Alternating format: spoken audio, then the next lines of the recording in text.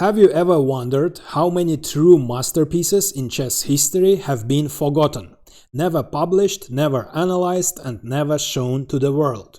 Today we'll uncover one of those secret gems. What makes it so special, you might ask? It's a clash of opposites. The deepest strategic ideas collide with the wildest tactics. Positional play of the highest level, unimaginable combinations, and spectacular sacrifices come together in this game. The game was played in one of the Soviet championships between two of the strongest players of their time, Lev Polugaevsky and Efim Geller.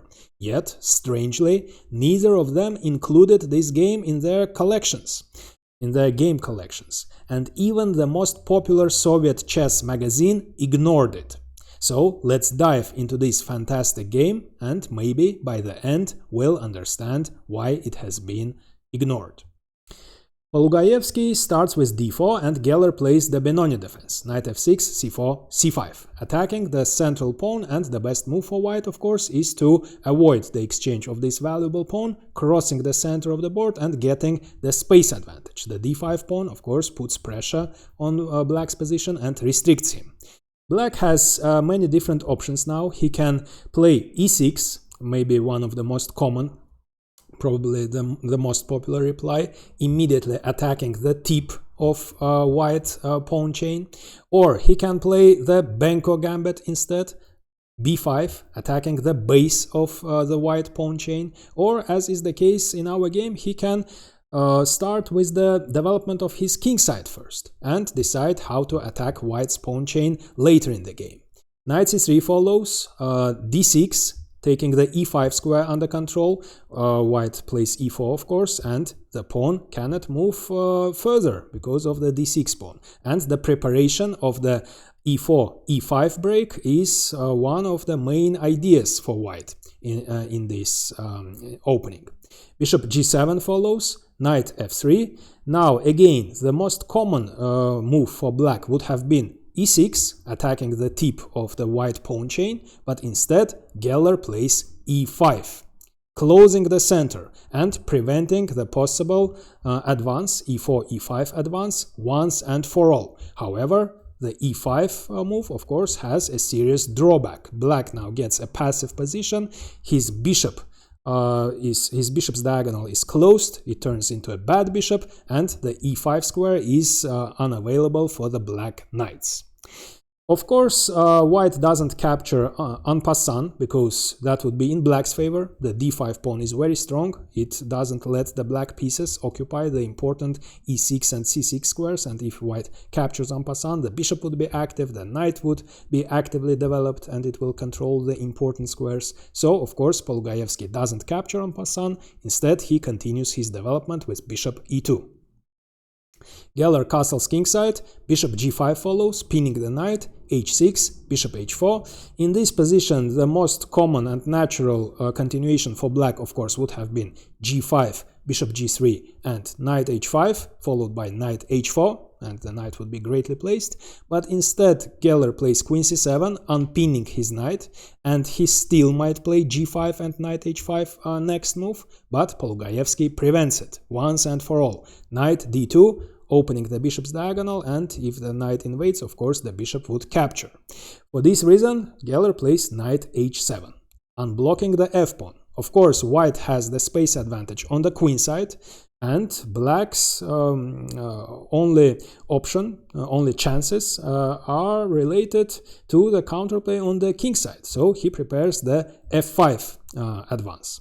In the anticipation of f5, Polugaevsky plays f3, reinforcing the center and vacating the f2 square for the bishop, because white's main play would be on the queen side. He is strong on the queen side, so he will prepare the b4 break, and the bishop on f2 will play a very important role in white's attack on the queen side. Before pushing the f-pawn forward, Geller plays a6, probably to prevent the possible knight b5. a3 follows, preparing the b4 advance, f5 and b4. By playing b4, Polugaevsky has created an immediate threat of b takes c, after which, if black recaptures with the d pawn, of course, the white d5 pawn will turn into a passed pawn.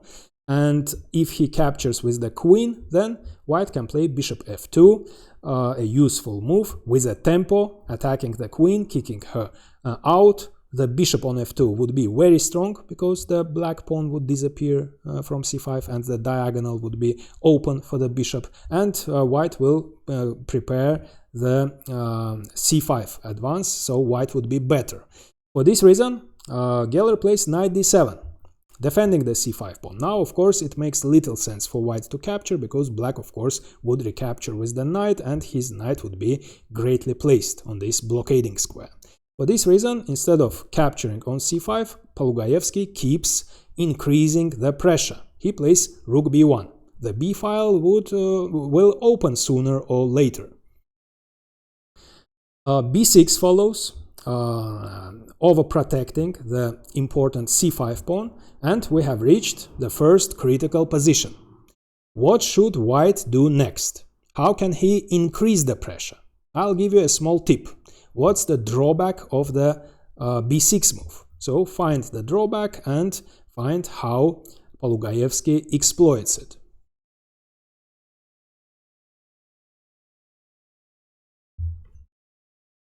So on b7, of course, the pawn defended the c6 square. Now it doesn't. c6 is weakened, and Polugaevsky exploits it by playing queen a4, preparing the invasion. And after this, of course, the invasion of the white queen would follow with a tempo, attacking the black queen, the rook, the weak d6 pawn, and if the black queen captures on c6, that would be in white's favor. We will see later why. So how should black prevent the invasion of the white queen to c6? The only way of doing that is bishop b7, the only way that makes sense at least. But in this case, the bishop would be terribly placed on b7. It is restricted by the d5 pawn, and the only thing it does is defending the c6 square. While on this diagonal, this bishop plays a very important role in black's upcoming attack on the king side. So it's understandable that Geller doesn't want to move the bishop from this diagonal. For this reason, he takes measures in a different way. Takes measures against the queen c6 invasion. First, he plays bishop f6, offering the exchange of his bad bishop, which is restricted by the e5 pawn, for white's good bishop. Of course, Polugaevsky avoids the exchange. He plays bishop f2. And now, in the anticipation of queen c6, Geller plays bishop d8, defending the queen. Polugaevsky isn't in a hurry to invade. So first he castles kingside, and only after knight f6 he invades the c6 square, attacking the rook.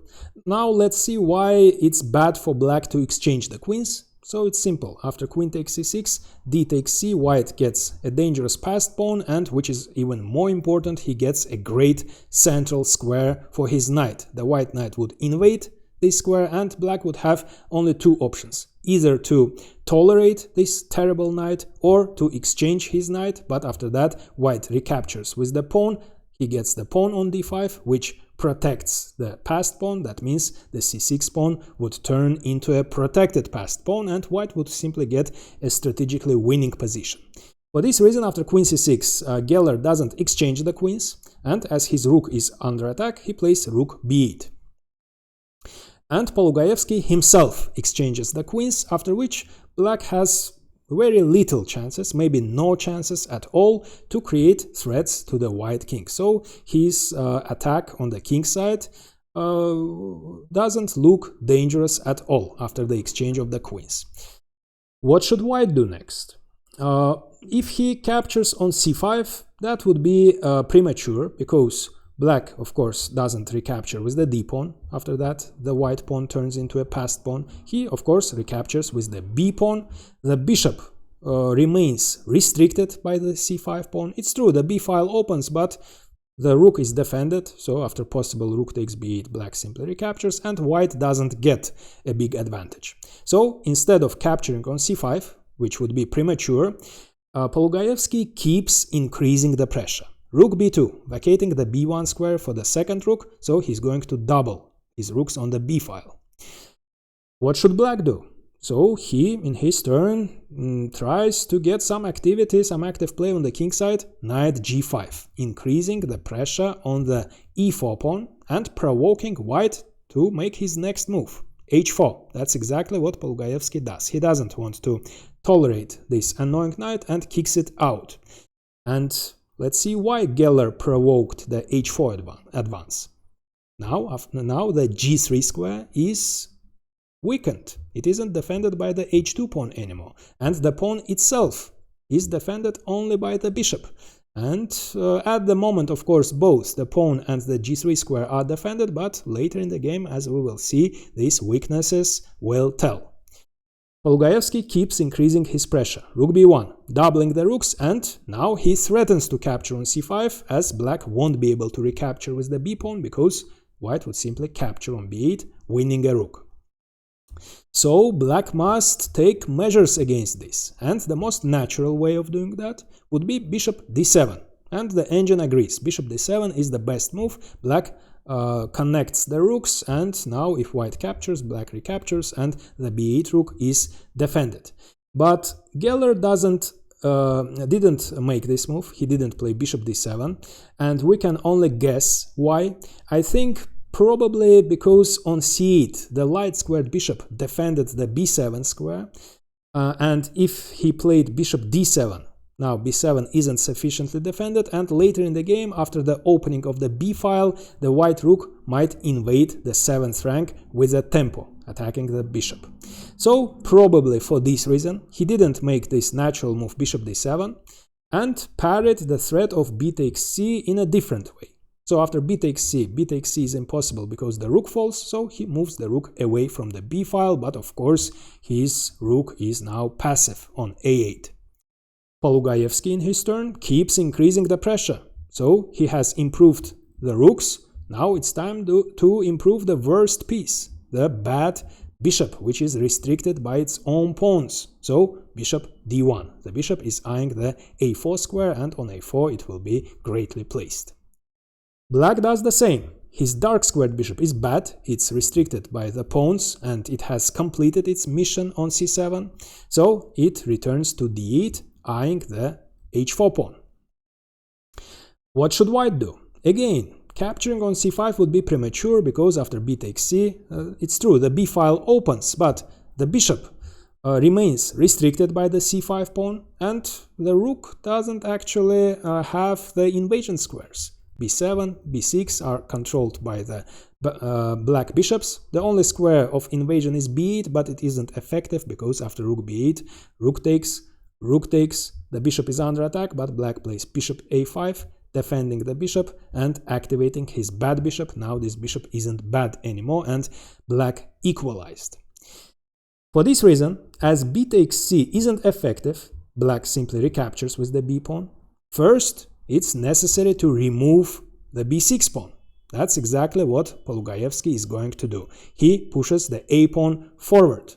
And the idea, of course, is a5, a takes b, and after bishop takes b6, only then b takes c, bishop takes c5, bishop takes c5, d takes c, and the d5 pawn turns into a passed pawn, and the black pawn on c5 would be isolated and weak, and white can attack it with knight a4, the rooks invade, and black's position collapses. That's white's simple plan.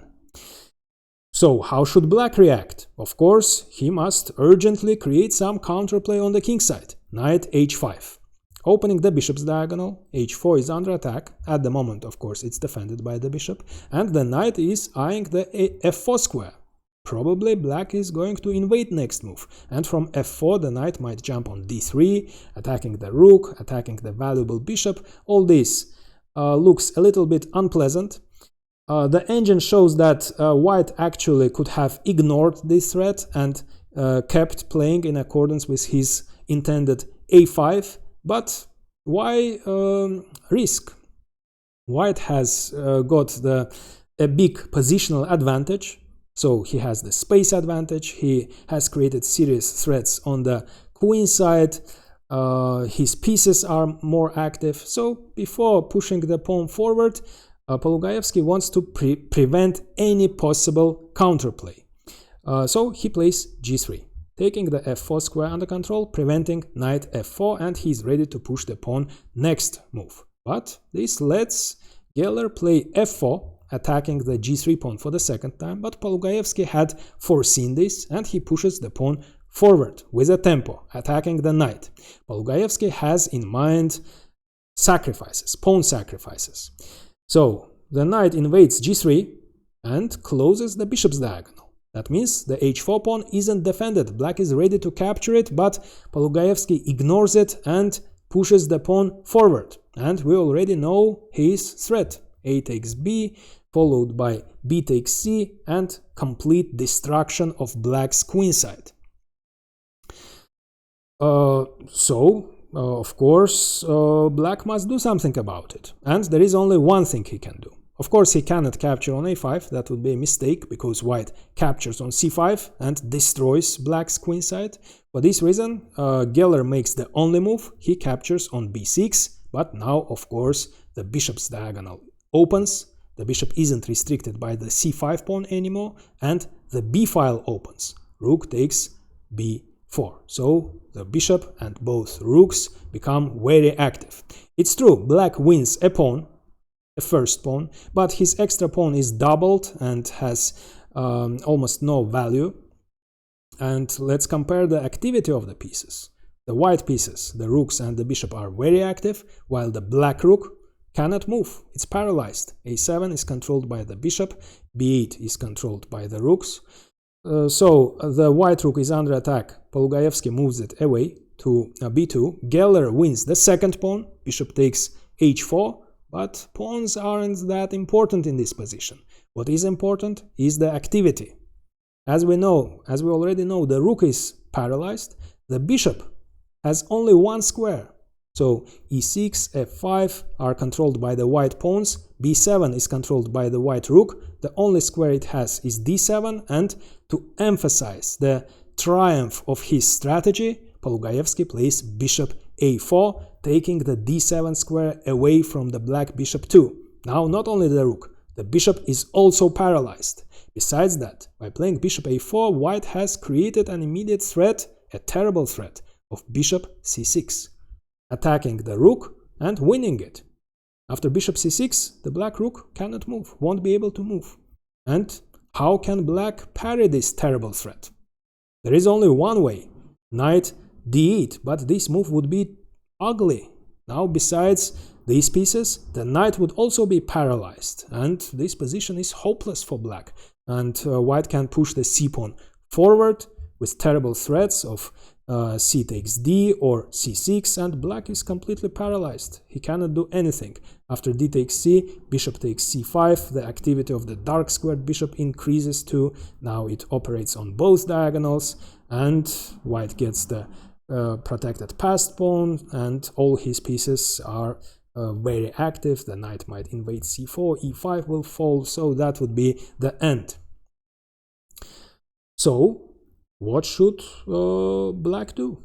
Geller realizes that he has completely lost the strategic battle, and now the only thing he can do is to complicate the game. So the tactical phase of the game begins. Knight g5. Instead of passive knight d8, which doesn't give anything, knight g5. The only chance is the counterattack. Geller creates his own threats. Knight h3 check looks very unpleasant, with a fork. So, forking the bishop and the king. And after king g2, the knight captures on f2, and after king takes f2, knight takes e4, discovered check, and from e4 the knight will capture on c3, also attacking the rook. That's the threat. The engine says that white can ignore black's threat, because white's threat is more dangerous, so white should still play bishop c6, but as we know, Polugaevsky doesn't want to risk. With his sophisticated positional play, he has gained a strategically winning position, so why risk? He prevents knight h3 check by playing king g2. And there is nothing black can do about bishop c6 next move. We have reached another critical position. Black's position looks completely hopeless. His queen side is paralyzed and there is nothing he can do about the threat of bishop c6 and bishop takes a8. But Geller finds a fantastic counter-attacking resource and complicates the game. You can pause the video and try to find it too.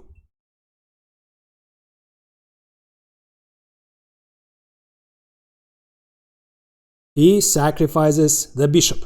So at the moment, the f3 pawn defends the e4 pawn. So Geller's sacrifice has multiple ideas.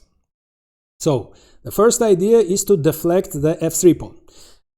White, of course, must capture. Now the e4 pawn isn't defended by the pawn anymore. So the white knights are tied to its defense. Besides that, black gets the passed pawn. The f4 pawn turns into a passed pawn and Geller pushes it forward right away with a check.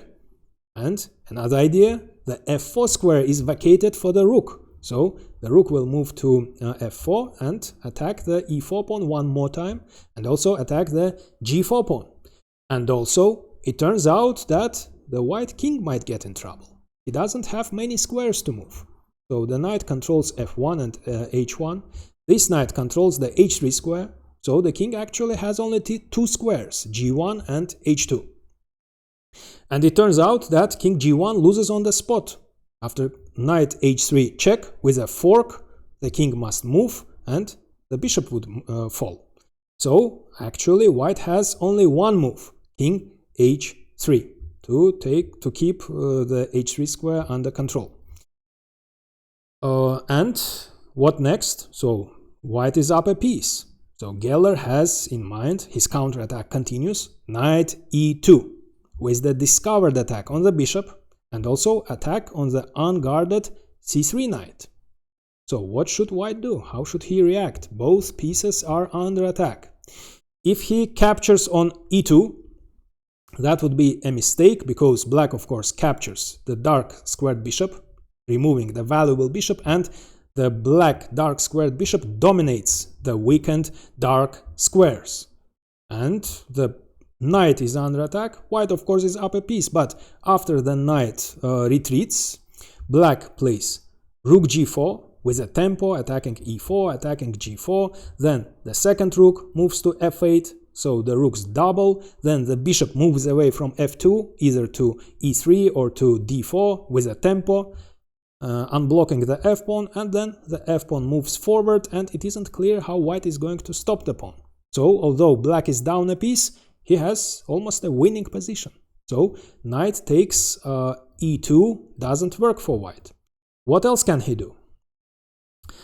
If he captures on h4, which is possible actually, but knight takes c3, of course, follows, attacking the rook, the bishop, and the pawn.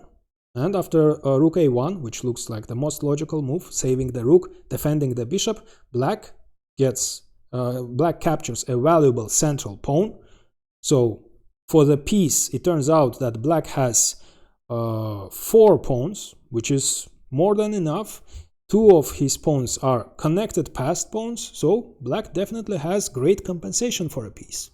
For this reason, instead of knight takes e2 or bishop takes h4, Polugaevsky makes probably the best move. So his knight is under attack, he saves the knight and also defends the bishop. Now the black bishop is under attack, so Geller captures on f2, knight takes f2 follows, and knight c3, attacking the rook, the bishop, and the pawn. Rook a1, saving the rook, defending the bishop, and so the e4 pawn is attacked twice, and it's defended twice, so rook f4, attacking the pawn for the third time.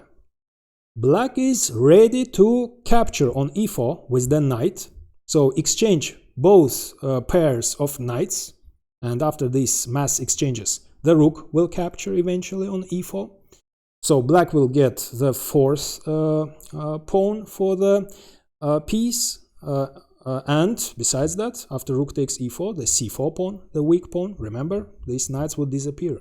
So c4 would be unguarded, g4 would be unguarded, so black would get a dominant position after that. So black's initiative increases with every move.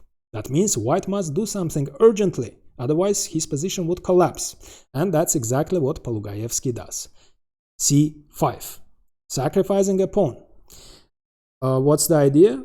Black, of course, must capture, because white threatens either to capture or to move to c6, and now we can see the idea. The d5 pawn turns into a passed pawn, and the black pawn has been removed from d6. That means it isn't defending the e5 pawn anymore, and this pawn is weak now.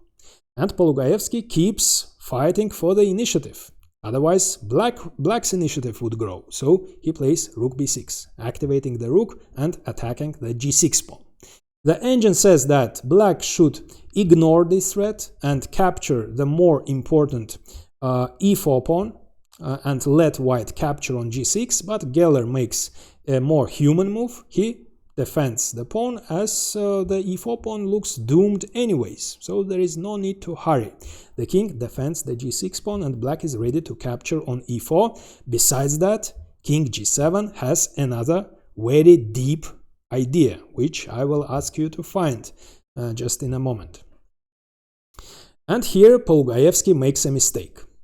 Until now, the engine still gave advantage to white, but after white's next move, which is a mistake, according to the engine, black has the advantage. So Polugaevsky makes a natural move. d6, his passed pawn, moves forward, and the bishop controls the d7 square, so later it can move forward, but the d6 advance turns out to be a serious mistake, and we will see a little bit later why it is a mistake.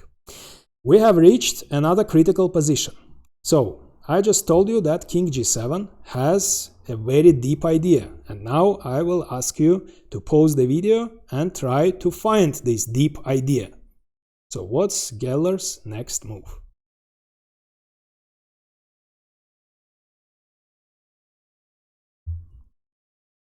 Besides defending the g6 pawn by playing king g7, black has opened the rook's way to h8.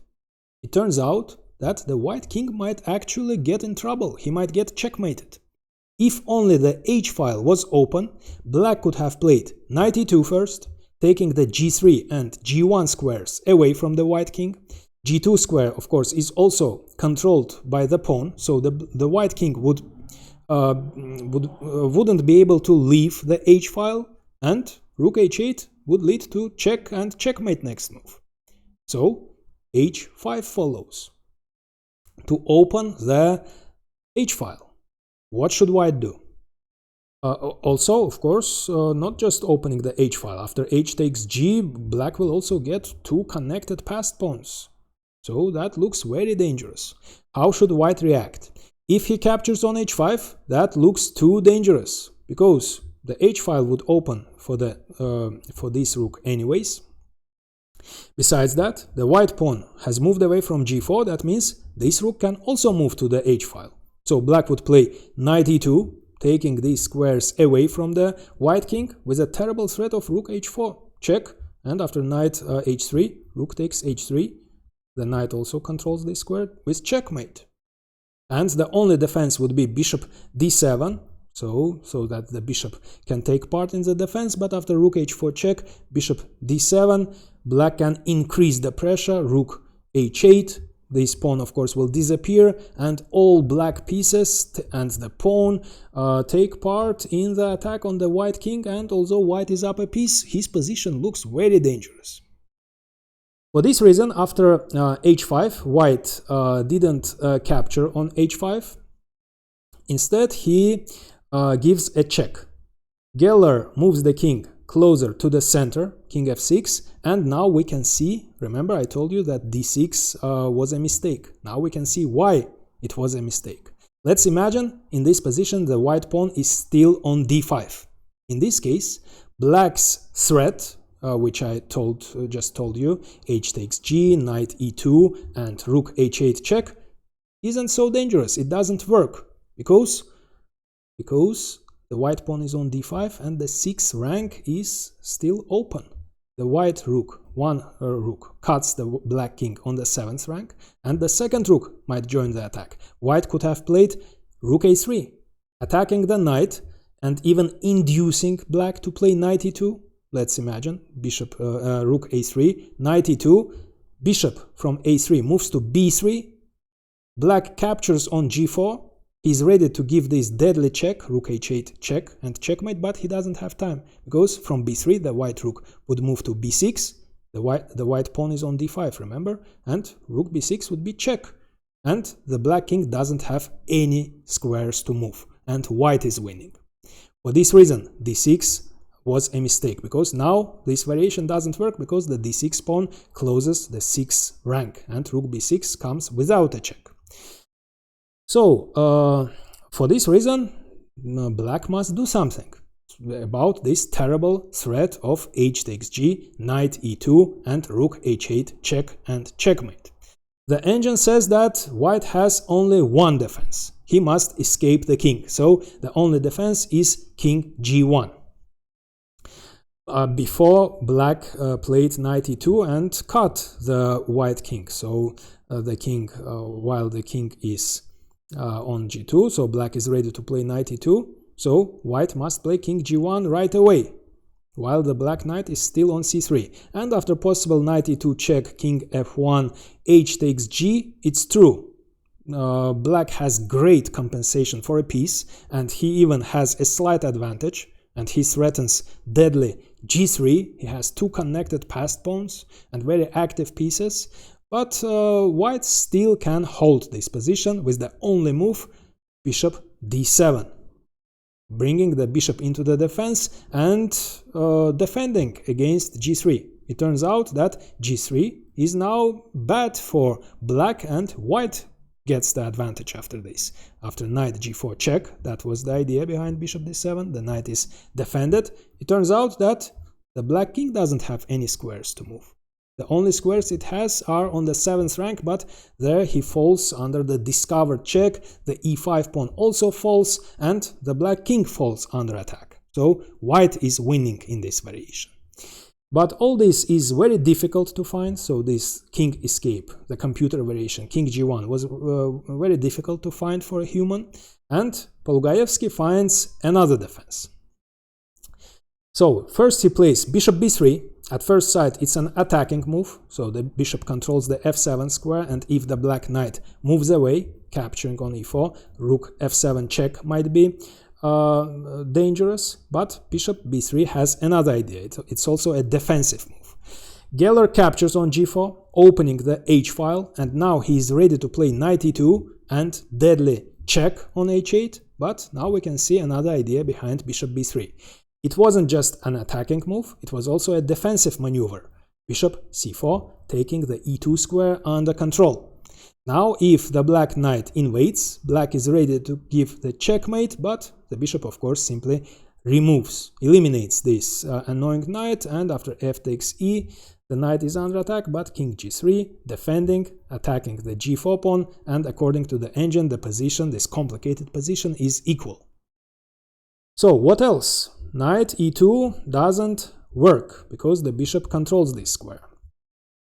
If black makes the obvious move, rook h8 check instead, then king g3 follows, and black still has a slight advantage, but nothing decisive. There is no rook h3 checkmate, because the knight controls this square, and white is also attacking the g4 pawn. The best move for black, for this reason, instead of knight e2 or rook h8 check, would be rook d8 first, attacking the pawn. And this pawn is very important for white. So white must push it forward to save it, but that was the idea behind rook d8. To induce the advance of the pawn, closing the rook's rank. Now the rook cannot give a check on f7, and only then to capture on e4. Safely capture on e4. But instead of this, instead of rook d8 first and only then knight takes e4, Geller captures on e4 right away, winning another pawn for the piece. And he isn't afraid of this check, because the knight has moved away from g5 and the king has a great square on g5. That's exactly what happens in our game. Rook f7 check, king g5. And we have reached another critical position. White is still up a piece, but for a piece, black has 6 pawns and a devastating attack. g3 is threatened with a fork, both knights are under attack, and there isn't much, at first sight, there isn't much white can do about it. Indeed, if white captures the rook, then before recapturing, black will make an in-between move, g3, with a fork. If the king moves to h1, then before capturing the rook, black would capture on f2 with a check. And if the king moves to g1, of course, first capture the knight with a check, then capture the second knight with a check, and only then capture the rook. Black is winning. So rook takes f4 doesn't work. What else can white do? g3 is coming. Knight takes f2, knight takes d2 is threatened. So it seems that the most logical thing white can do is to capture on e4, but in this case, after the mass exchanges, so for the piece, black has 6 pawns, and this endgame is absolutely winning for black. He has 3 connected passed pawns. The white passed pawn is weak, and it can be easily stopped, and black's attack continues. Rook h8, check would follow, so black, of course, is winning this endgame. So white's position looks hopeless, but this time Polugaevsky spots a fantastic opportunity to fight for the initiative again, and you can pause the video and find it too.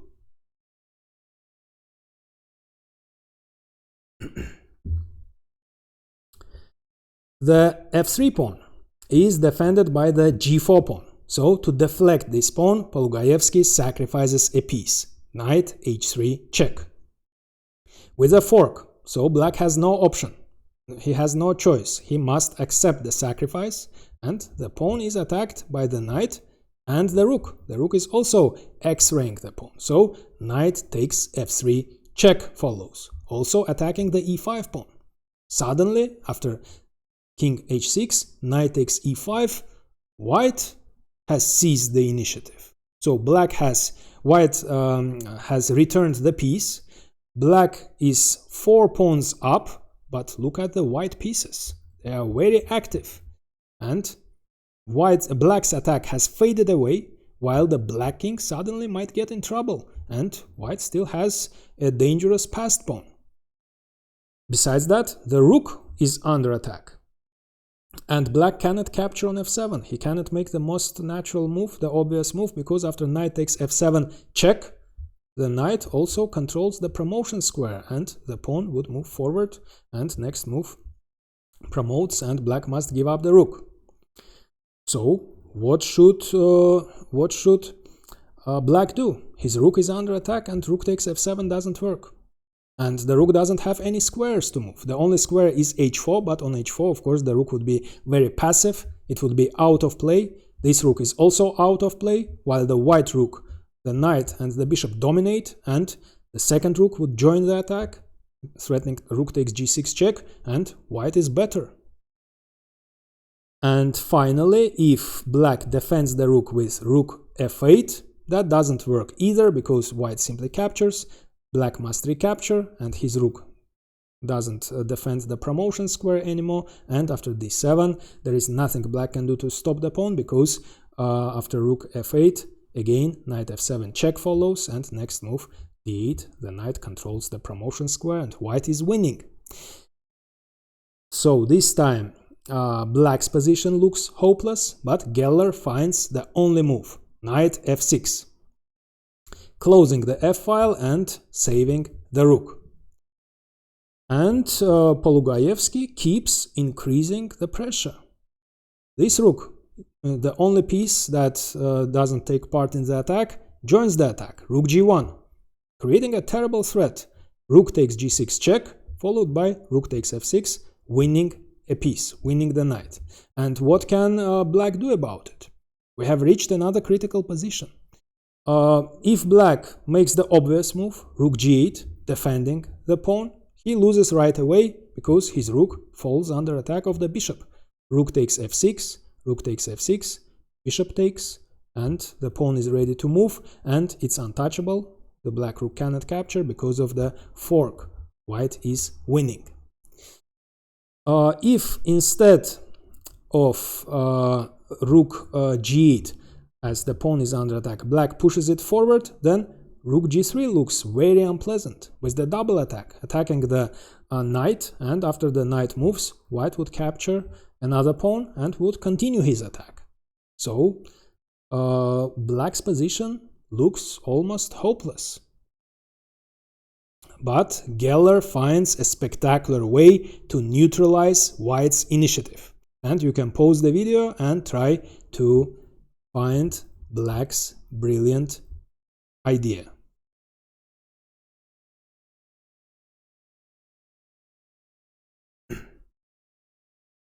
So, in order to activate his rook and create some threats to the enemy king, Geller sacrifices the knight. He plays rook b8, occupying the open file, letting his opponent to capture on g6 with a check and then capture the knight, but now rook b2 check follows.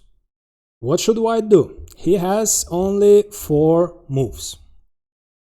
King g3 loses right away because of simple rook takes, and this runs into a fork. Black is winning.